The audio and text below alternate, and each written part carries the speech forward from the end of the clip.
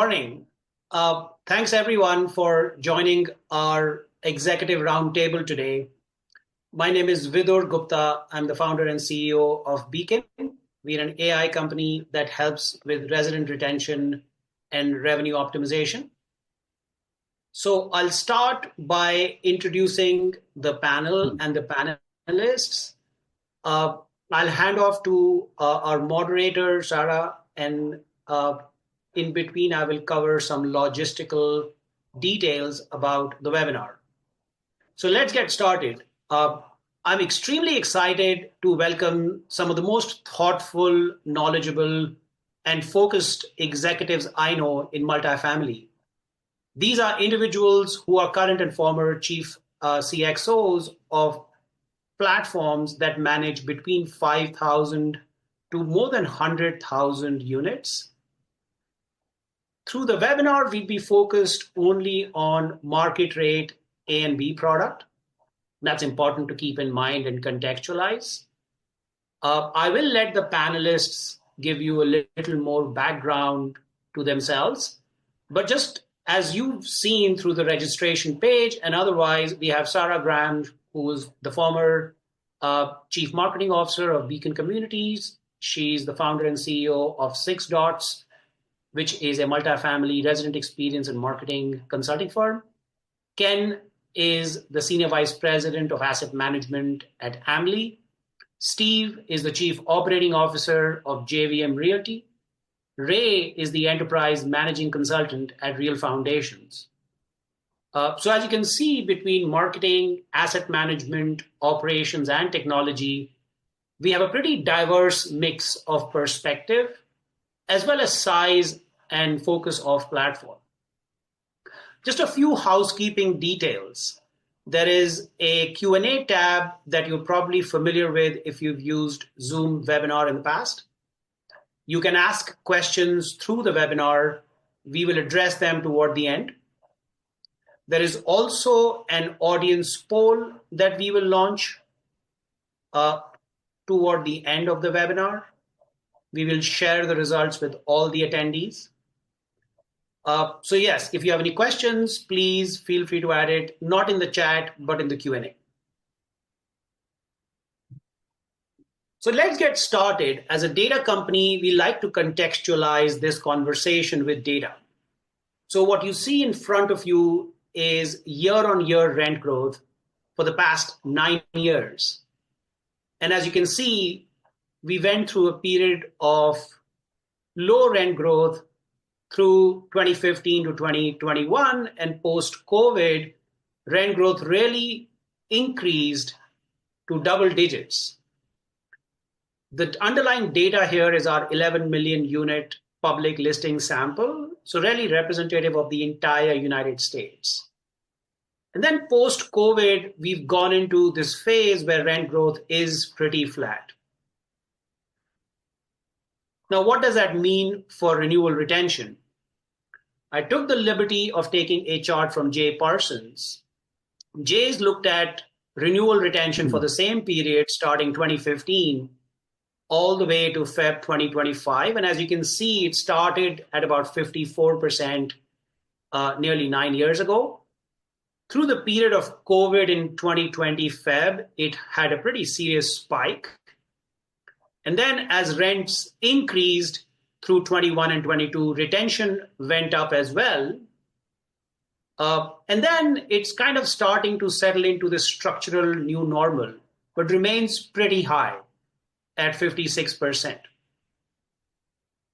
So with that backdrop, I wanted to hand over the conversation to Sarah, who can lead us into learning more about renewal retention. Over to you. Thank you, Vidur. Good morning, everybody. Really happy to be here. Before we jump in, I'm going to ask each of our panelists to provide just a tiny bit more information about their backgrounds, where their portfolios are physically, geographically, excuse me, and also any other context that might be helpful before we launch into the conversation. So Ken, can I start with you, please? Sure. Executive Vice President of Asset Management at AMLI. Been here for 20 years. run the asset management group for the last 15. We have about 27,000 units in Seattle, LA, Denver, Austin, Dallas, Chicago, Atlanta, and Miami. Thank you. Steve? I'm Steve Boyack. I'm the Chief Operating Officer of JVM Realty, also the President of JVM Management. We're a Midwest-based owner and operator of Class A multifamily assets in 5 different markets in the Midwest. Our current portfolio is about 5,500 units. Thank you. And Ray? Yeah, hi, good morning. I'm here representing Real Foundations. Real Foundations is a global consulting firm, about 500 professionals. Over our 25-year history, we've serviced most of the NMHC top 50, around 2,700 projects. You know, our tagline is simply, we make real estate run better. We've got 2 different lines of business: traditional management consulting and proven processes through strategic operational bottom line business results improvements. Also, we have a managed services division, which has an offshoring model for traditional pain points like property accounting, help desk, and that sort of thing. We also have a very deep Microsoft practice as a Microsoft Gold partner. My background is about 20 years in the industry, the last 5 of which has been consulting. Prior to that, I was senior IT professional at companies like Colonial Properties, then MAA, and most recently Bell Partners, before getting into consulting about 5 years ago. Thank you. Very helpful. Appreciate you all being here. I am a CMO by trade. I have also spent more than 20 years in multifamily, and about 9 months ago, I launched my own consulting and fractional practice. And so I now operate at the intersection of marketing, ops, and technology, which is really where I built my career. And we are gathered here today to talk about resident retention, which I know something is most people in our industry are highly focused on. And so I think we should jump in because I know we've got a lot to cover. Steve, I want to start with you to talk a little bit about how operating models have really evolved to prioritize renewals and retention, and sort of what shifts have you seen in terms of structure, processes, team focus, sort of that realm? Well, a lot of the conversation these days is about centralization. I think to me, the first thing you need to look at is the nature of your portfolio. There's a lot of factors that go into how you're going to attack this or really any other problem. Geography, proximity, the properties to each other, size of the buildings, as well as ownership structures all weigh really heavily on how you're going to approach any changes in organizational structure or strategy. Not to mention whether your portfolio is also operating on a third-party model. That also adds complexities. I mean, for us, we've always focused on people, process, and technology when attacking any new problems. So on the people side, we're real fans of focusing on specialization. So a major change in our portfolio was investing in an in-house vice president of revenue and performance to not really just focus on renewals, but to own the overall revenue maximization strategy. I think a lot of people are focused on new lease demand. I think renewal demand is often treated as something separately. The reality is they're completely intertwined. The performance of one impacts the strategy of the other, and our approach reflects an interconnectivity of the two. With regard to process, we've taken a deep dive into renewals to look for inefficiencies in our process, both on our side, but also on the resident side, remove any friction points. We've also either deployed or are looking very strategically at technologies that take over tasks, like follow-up, that are things that we're just not that good at. We're not getting the results that we're looking for. So we're looking to deploy technologies where we can kind of raise the bar on performance and outcomes, and like a lot of people, leaving the higher value, more relationally centric tasks to our staffs. Yeah, that's super important. I think understanding that handoff between tech and people is different for every company, right? Depending on resources and structure and how you think about that, but maintaining that balance is really important. Ray, what about with Real Foundations? What are you seeing? What are your clients seeing, sort of in terms of the same question with structure and processes and how things have changed? Yeah, I think it's been really interesting talking to Ken and Steve preparing for this, and that everything they're telling you today is what we're seeing as a strong trend in the industry. You know, you can always break it down into those early movers, those innovators, those early adopters, and then the people that are sort of waiting to see, right? I would say for those early movers, you know, they're taking a lot of the lessons learned from the pandemic as far as how we blend technology with people, particularly on the AI side, and applying that to the renewal use case and even the service use cases. I'm sure, you know, these gentlemen will tell you service is a leading indicator for a likelihood to renew, right? So, you know, get that renewal long before it comes the time for the decision by taking care of them on the service side. So we see a lot of proliferation of technology focused on both of those.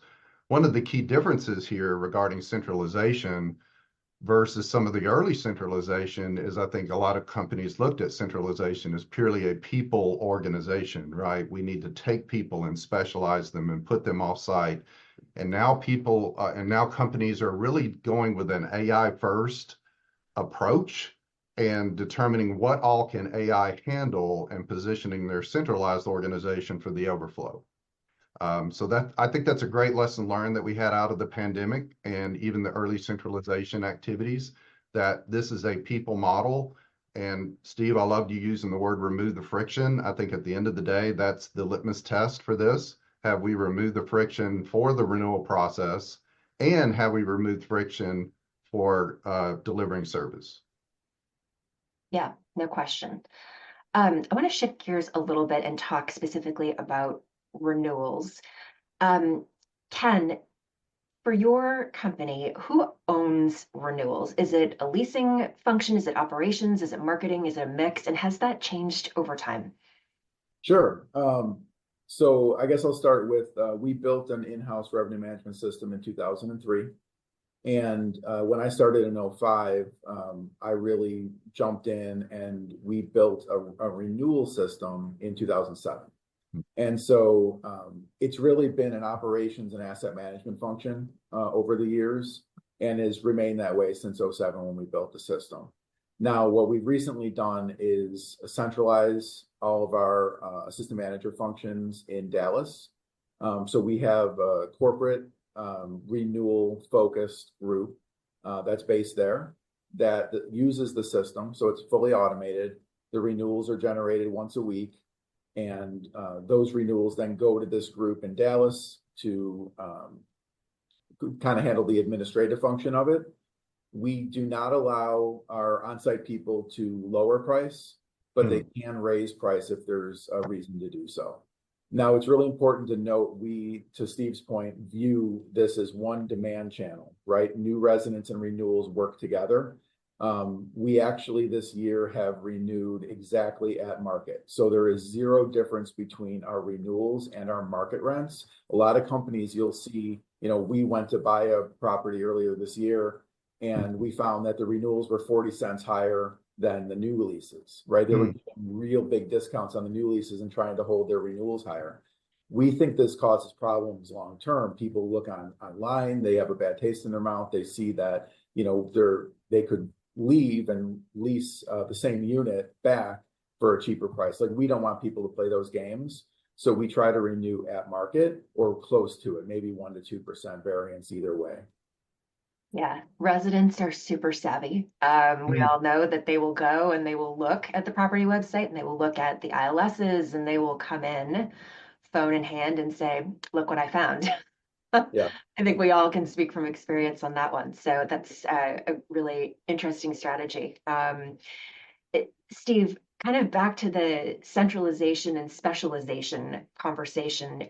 You mentioned during our prep call that your organization has sort of 3 spokes when it comes to thinking about renewals. Can you talk a little bit about that to the group?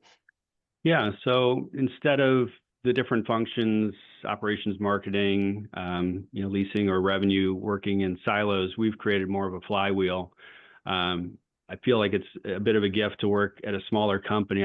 My career has largely been focused on mid to large size companies. And so This is the first time in a long time that we've really been able to focus and dial in. And so by having those three groups work in this flywheel format where they are informing each other, the technology and the people are all kind of working together to create strategy and to deploy that strategy. It's not, revenues in one city and pricings in another, or leasing or operations are in different places. These people are all in the same place, having regular conversations on a day-to-day basis. And they're, maximizing the inputs of each one of those experts at all times. And really, like I said in my answer earlier, this is all about maximizing revenue and not just focusing on new leases or renewals, but really focusing on the greatest outcome overall. And by having those three groups work together all the time, I feel like we're able to get a lot closer to that goal. Sort of knocking down the silos, I think is a good way to think about that too.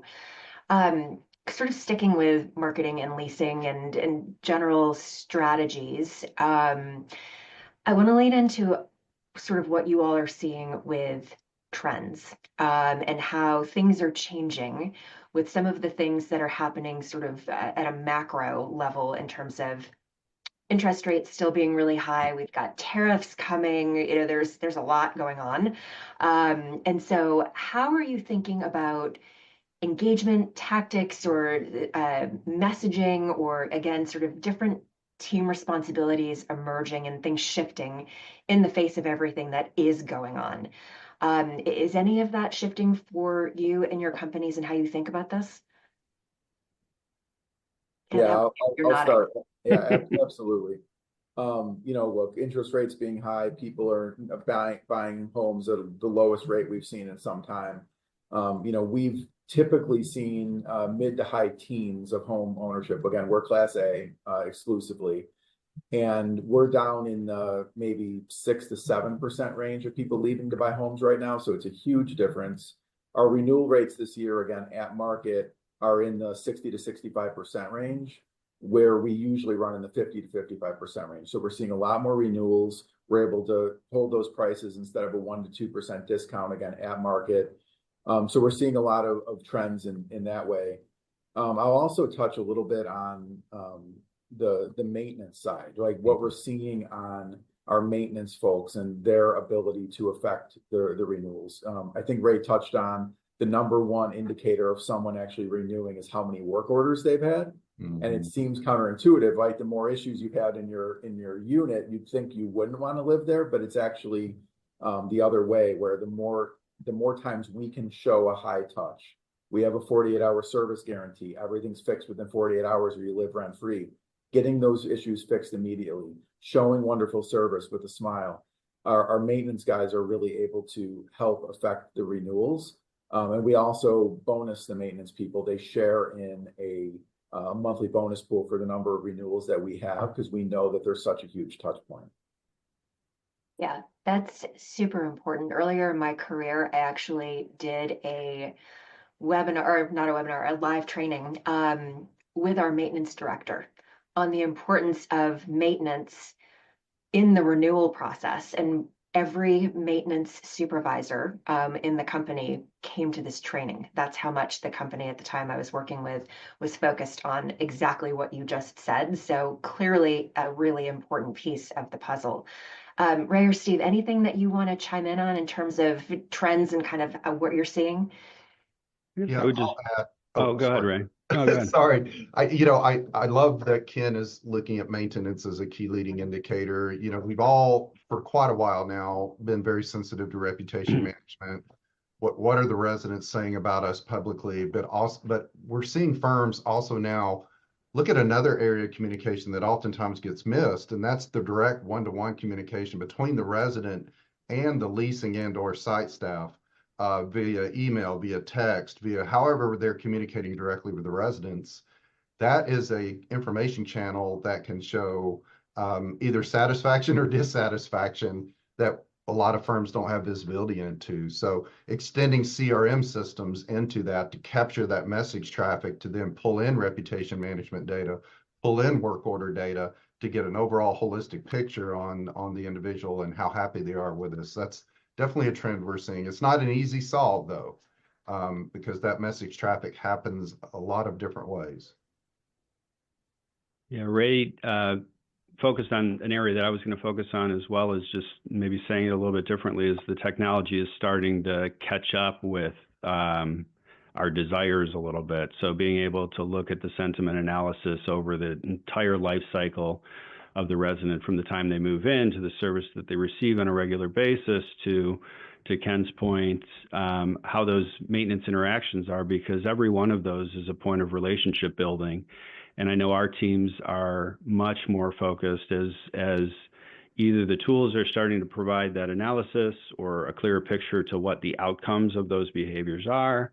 That was always maintenance is doing a good job and we don't know what the effect is, but now we're starting to have a clearer vision to what the actual outcomes of their behaviors are. And we can, to points made earlier, start to reward people around those behaviors and encourage them quite a bit more. So, it'll be nice to continue to see, whether it's AI or just any of the tools that we're using, continue to cut through the noise and get us to actual signal so we can focus our behaviors. Yeah, the idea of resident satisfaction and resident engagement, sometimes people confuse those two things a lot, and they're interrelated, no question, but they're not the same. And so getting some insight into both of those pools of data is really important, and certainly informs how we all think about, who's going to renew and what interactions have they had with our teams, whether that be maintenance or leasing or a combo thereof. So lots of really important data to sift through from that. Sort of sticking with the tech topic for a minute, Ken, you had mentioned earlier in our prep work for this that in terms of some additional tech that was effective in improving or sort of tracking renewals, without sharing specific names of things and platforms and companies, but keeping it kind of agnostic, can you talk to us a bit about what you've deployed and some of the wins you're seeing from that? Yeah, so again, we built everything in-house. And so for us, kind of layering on certain pieces, and we use a lot of Power BI reports, in our tracking of how the renewals work. So we have our internal system that we built, which has tons of tracking mechanisms within itself with our data. And then we look at our KPIs through a bunch of Power BI reports that we built. Of course, companies like Beekin, I'll use a name here, but obviously they're sponsoring. But just getting the data and layering that in to our system and being able to track those things, I think is critically important, and showing graphically through KPIs how it's going. Again, I'm looking at the reports. I can quote the stats and know real time how many renewals we have, what the variance is to market, and just be able to track those things from my level. That's critically important. Yeah. And you brought up an interesting point too during our prep, that not every renewal is a good renewal. Can you explain what you mean by that? Yeah, for sure. We obviously have do not renew folks that live with us, and there's a product out there. I won't name the company, but they do a tracking, a demographic report when you look to buy a property. So they're actually able to show you debt to income ratios, payment histories of the subset of those residents that live there. So going in if you're going to have a renewal issue or not. So that you've got a lot of problem residents that are living there. So if you go to put it into your underwriting, and if you go to buy it, you're going to possibly have issues turning over that rental the first year, and you should reflect that in your underwriting. Yeah. There, I will add too, I think with all the ongoing litigation regarding the data that we use and how we use the data for business decisions, it's a delicate balance, right? As we look at something like likelihood to renew, and those factors that go into that decision, And then, you layer on the proliferation of prop tech that's out there and the different bright, shiny objects, I call them, that can service certain use cases. And then, you have a Ken with great internal expertise, the ability to build their own stuff. But at the end of the day, it's going to come down to a data-driven process and data-driven decision. But all of those factors together just make it really hard these days to determine how to run your business.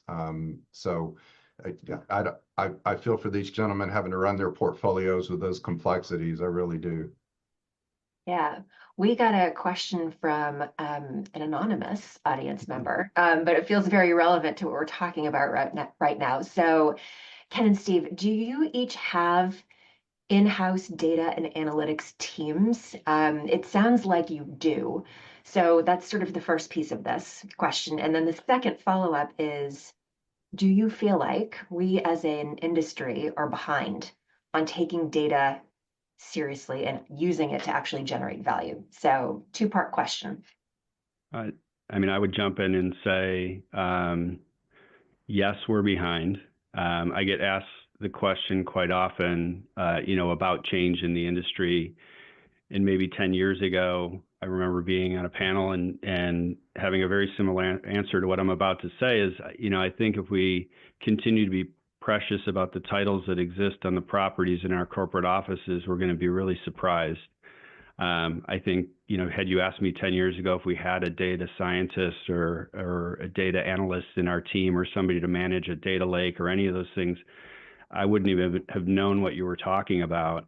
And, I think today we're standing kind of at the edge of the next leap forward with the way that we do business in general. And, I think one of the shifts Ken got there earlier than most of us is that we're going to start having to own our data, and we're going to start having to invite in different companies to work in our data lakes to manage our unstructured data in ways that are going to get us to the outcomes that we're looking for, as opposed to working with these legacy providers who, kind of have the keys to our kingdom and control a lot of the ways.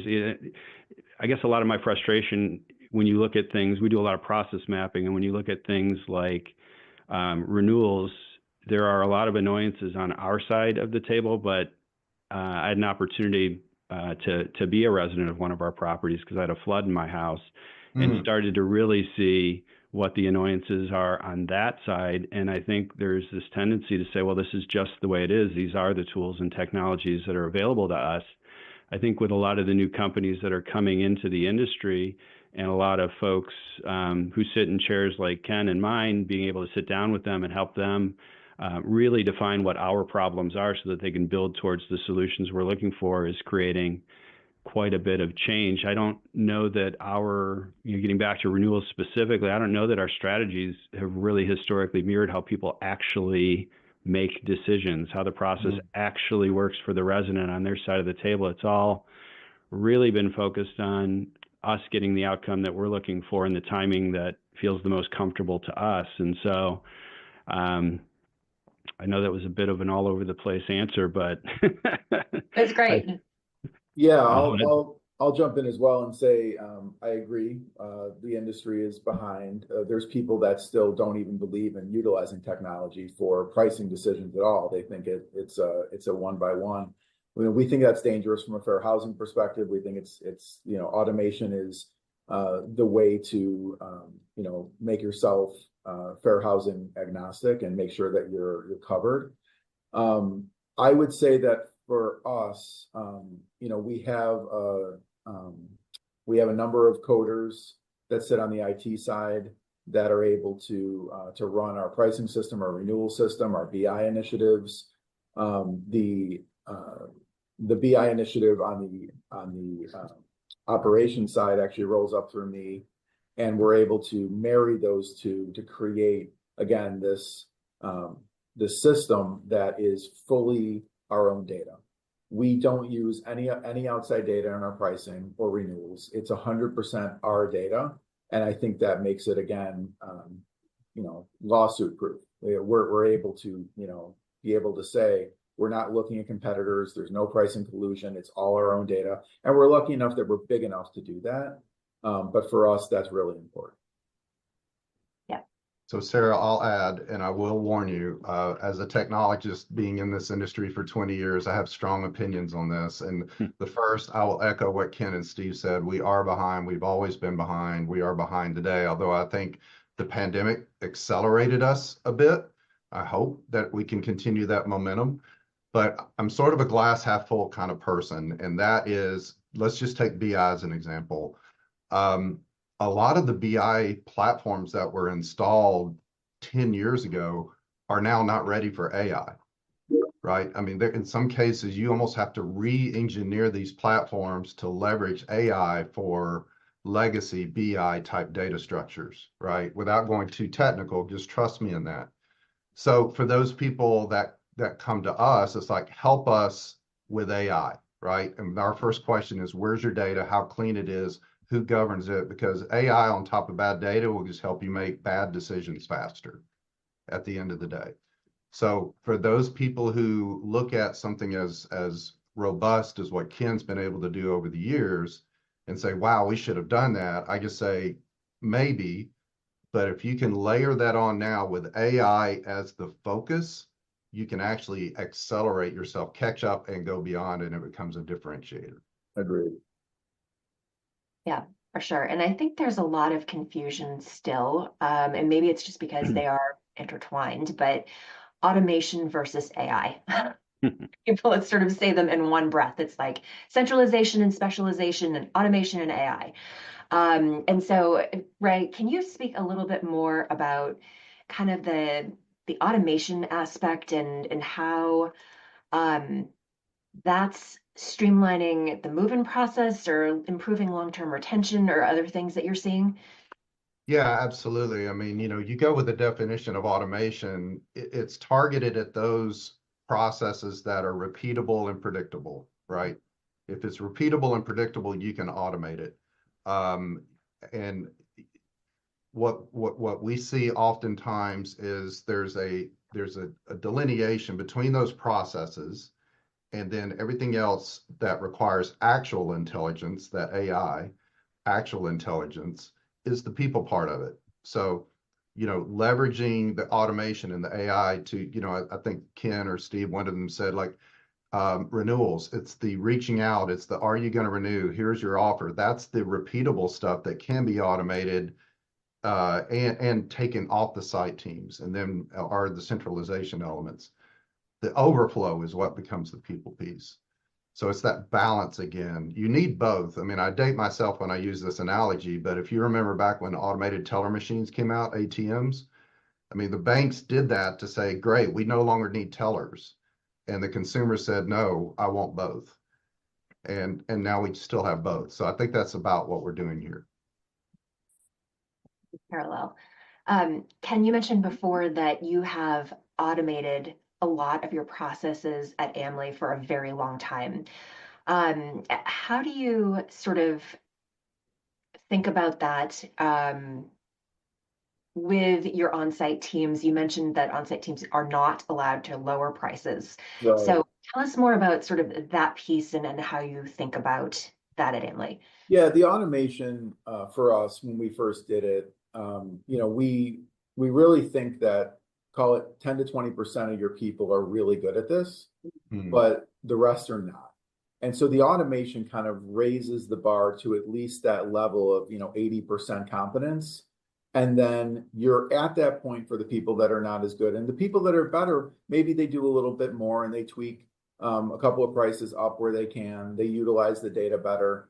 And then once we were able to centralize the system now to our Dallas corporate office, we're able to even have some specialists there that are at that level, right? That higher level, and are able to do a little more with that. But really, when we started the automation and people that haven't automated yet, you really think of the automation as just raising the bar for those the people on site that are just not as number savvy, not as good at understanding this. Maybe they're great, leasers or people, but just not numbers people.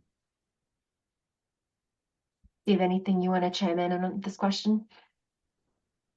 No, I really like what both Ken and Ray said. I think, optionality is the key. I like the bank example too. I use it quite often. I mean, I remember when you had to actually plan time to get to the bank to get some money or, go deposit or whatever. I think banking is an industry that has both surprised and delighted us over the years with its change, in that you can do anything you want in the time that you want. And that's, I think, kind of central to what we're trying to do, is create a frictionless experience for the residents where they can be served in the way that they want, in the time that they want. And to Ken's point, to free up the people on the sites to do what they're truly exceptional at, or to be in relationship with the residents, because that is how community is created. That is how stickiness is created. I think the people who get, again, excited about, well, what are the leasing agents going to say? Or, are the people who are stuck applying their job description and their way of doing things to Ken's business? I'm going to say that Ken probably wrote new job descriptions, and the responsibilities of those people on site and the incentives that they're provided are wholly different than my team's. And nobody's walking around AMLI saying, well, I don't know what's going on, and I don't get to, so that's why we do a lot of process mapping, is who's going to be affected, how are they going to be affected, are we going to hire differently, are we going to train differently? I think we all need to, kind of take a zoom way back and decide if we're going to be making some of the changes where we're talking about or applying some of the technologies, is to really be thoughtful about the other knock-on effects of your business and be prepared or ahead of making those changes. One thing we haven't said, but I think it's inherently obvious, everything we're talking about here today is also a great mitigator against some of the labor challenges, right? I mean, the more you can centralize, the more you can automate, it just makes you less dependent on certain job roles that in these days are hard to find and retain. Yeah, no question. Question for the operators in the room. I'm curious how you approach incentives, discounts, sort of that realm to increase renewals. Is that a thing for your companies? Is it not a thing? What's worked and what's not? Steve, do you want to go first? Sure. I mean, I would say the markets pretty much dictate when it comes to discounts, for the most part, because our properties are located in the Midwest and there's not as many units being delivered. There's a lot less friction there. So, I would say if I pulled our portfolio, there's not a lot of that going on. I know over the last multiple years, there's been a real growth in the amount of rewards programs that are being offered to us and then through us to our residents. I would say that the jury's still out. I don't know. We have some of those programs on our property. I don't know that they've been there long enough to really provide the amount of data that I would need to say that they're having some sort of great effect. I do think for a subset of residents, points probably mean a lot. But overall, I don't know if it's really going to move the needle. Yeah, I would say for us, we do not offer discounts, incentives for people to renew. I should have mentioned earlier, we're not a concession shop. We're an effective rent shop. So all of our operating properties do not offer concessions. And so it makes it easy to really identify, here's your price for a new lease, here's your price for a renewal, as opposed to you've got a, in some of our markets, 2-month, 3-month concession. To kind of try to figure out how that works with a renewal. For us, since we're net effective, it's easy to keep those renewals on top of the new leases. Sir, I'll add something too that's really interesting. We're seeing some clients pursue loyalty programs now, leveraging the value of their brand. I mean, you think about AMLI, I mean, that's a great brand, right? And leveraging the value of that brand across their portfolio and looking at a loyalty program as a way to increase stickiness too. Just another lesson learned for us from the hospitality sector. Yeah, we've been discussing that internally for sure. If somebody wants to move from one market to another and giving an incentive to stay within the AMLI family, that's something we talk about. Yeah. So A question for you regarding sort of a specific success story. I know everybody's got them. They're the stories. If you've been in the industry long enough, we all remember specific residents or team members or whatever it may be, something that really made you sit back and say, wow. So you had shared a story previously about someone in Atlanta that I would love for you to bring to this room. Yeah, this is an old one. This is back in 2007. When we first rolled out our renewal system, we had the pricing system do its job, and it took a gentleman up 20% day one. And I was like, wait a minute, what happened here? And the story went that it was an octogenarian on a fixed income. And every year he'd come in and the team would feel sorry for him. And over the course of 5 or 6 years, he ended up 20% below market. They just kept holding his rent flat. Clearly, that's not good for anyone, right? From a fair housing, that's a disaster. But, just from other people hear that this person got this discount and, word gets around and it just makes everybody tougher.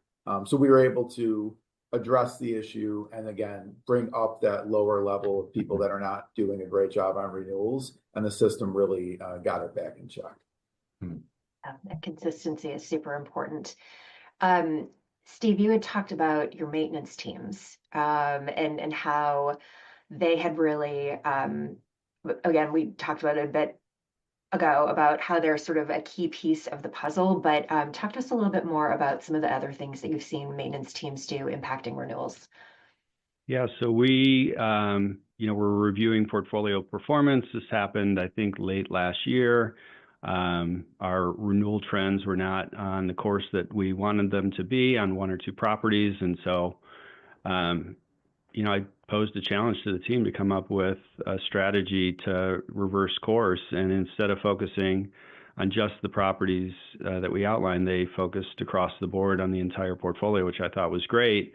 They actually engage with the maintenance supervisors at all the properties and, challenge them, since they do have the strongest relationships with the residents, to take all of the notices and reach out to them and interact with them in a personal way. And some knocked on doors, some, on the way to the car in the morning or on the way home, emails, whatever. And it was really amazing to me to see that I think the net result was 8 leases turned around and renewed, because the supervisors were able to say, Sarah, we really have enjoyed having you here. We hate to see you go. What's the reason? Is there anything we can do or have done better? And in at least 8 of those instances, probably more, they heard the real feedback, whether it was pricing, whether it was service, whether it was whatever. And the service supervisors basically said, hey, if I could take care of that for you right away, would that make the difference? And clearly it did. And not to squander all of that good information, went back to the teams and really broke it down and walked through all the different points where we could perform better. But I was shortly thereafter in a maintenance training where it was just the maintenance staff, not the supervisors. And sitting in the back of the room, kept hearing comments of, well, we're just maintenance guys. We can't affect change. And I was able to tell this story in that room and really drive home the point that they have more power than I do in the performance of the portfolios. And I think it was a real motivating moment for them as well. So it's really changed the way that we've engaged our maintenance teams and incentivized them and provided them real feedback so they can know on a regular basis that they are having an effect. No question. The people who work on site are the revenue generators. The rest of us are there to support them. So that is sort of the corporate role, right? You had also mentioned something about including your residents in awards. Your maintenance team was racking up. Can you talk a little bit about that? Because I think that is such an interesting sort of model and case study for us to think about. As again, we think about all of the work that our maintenance teams are doing and how that sort of ecosystem of residents and on-site teams flourishes. Yeah, we recently had our annual awards ceremony and conference for our management team, where we bring all the managers and maintenance supervisors in to recognize what they're working on. And I thought it was so inspirational and so clever that the team that won the property of the year went back to their property, instead of just celebrating their success, created a campaign for the residents and put it out through the different channels, notices in the elevators and on their digital boards and things like that, recognizing the residents and the part that they played in the property, achieving the property of the year within our portfolio. Now the residents don't know how big our portfolio is. I'm sure they thought this was, a massive, massive thing, which, I mean, it was for the people who achieved it.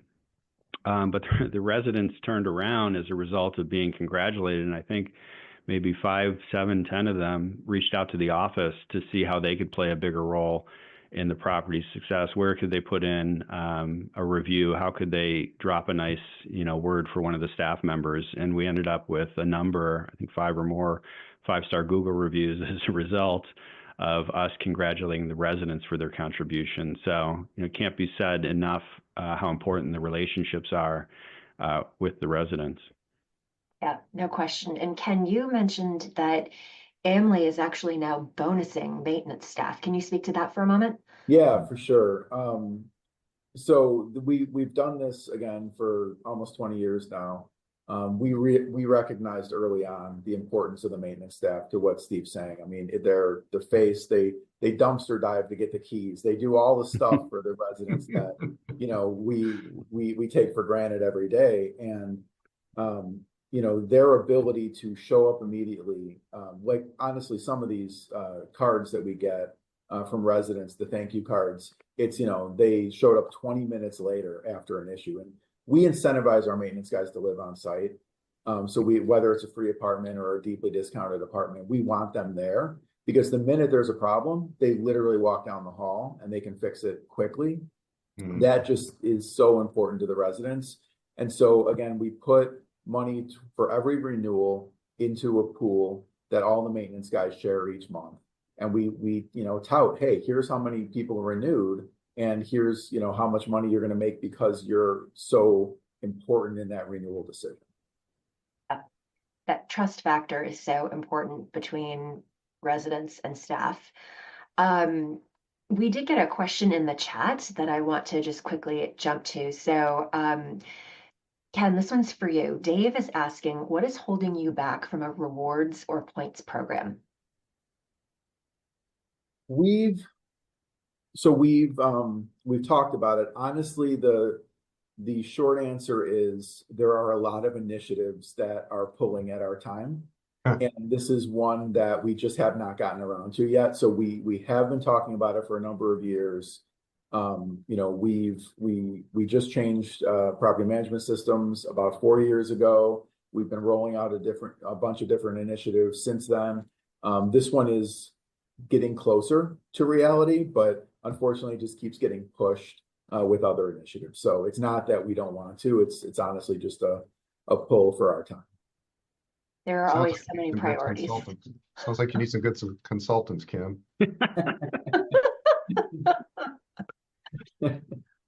We are starting to wind down here. I will encourage folks to put questions in the Q&A if you want to pick our panelists' brains before we wrap up. But we've got a couple of questions that are sort of big picture. And so, Ray, I'm curious, where do you see the biggest challenges that operators will face in driving renewals over the next couple of years?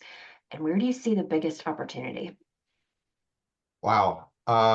Same answer to both questions, I guess. And again, I think the biggest challenge is, again, this is not a new challenge to this industry, is blending the technology with the people. I love that what Ken and Steve said as far as their success stories. Practically nothing with either one of those had to do anything with technology. It was about relationship, right? This is a relationship business still at the end of the day. We are providing homes, In most cases, this is their number one largest expense. So how to balance the relationship side of it with the automation, with the technology. I think that's the biggest challenge going forward.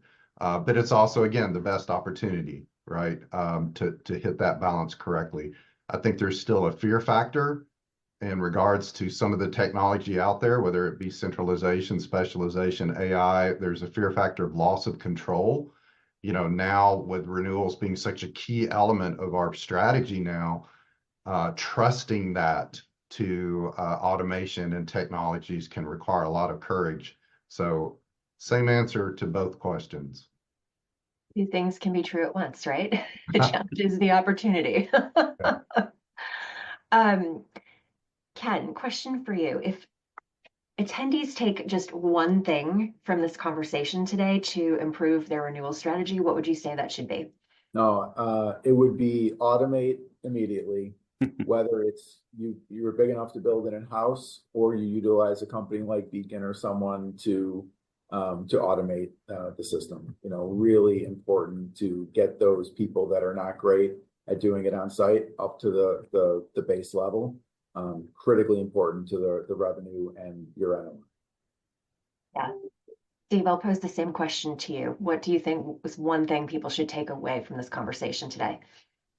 It's probably just a regurgitation of the others. Is something I said earlier about treating the renewal strategy with the same amount of attention that you pay to your leasing strategy. I think it does get kind of second fiddle, and I think it is the easiest revenue for you to generate. So it deserves the kind of focus that we've been talking about today. I would say consider where technology is going to do a better, more consistent job with your people, like than your people, like Ken said. It's a great way to mitigate risk and free them up for parts of their job that just don't provide them joy or make them happy to come to work. And then lastly, I'd say make sure that you have the tools and technologies in place to meet residents where they're at, and not be designing, softwares or workflows that are just better for you. You need to get on the other side of the table and see how they feel, because I think core to our success is being easy to do business with, and that is to the risk part of your question. With all of these new tools and technologies that are coming at us so fast, there's a major fear of picking the wrong one, but also creating, something that is so complex that you become harder to do business with, or, add hidden cost through the complexity and not creating ease. And then, lastly, just really focus on the human side of it. I mean, the technologies are a focus to free the people up to service the residents in a deeper way. And I think that's going to create the success that we're all looking for.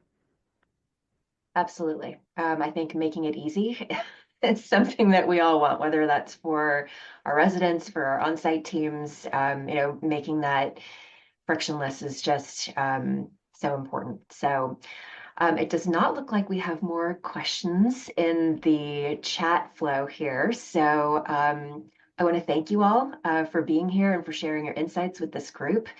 Thank you, Beekin, for hosting us today. And if there are other questions that pop up, feel free to reach out. We're all on LinkedIn and pretty active there. So thank you all for being here. We appreciate it. Thank you, everybody. Thanks, Sarah. Bye, everyone.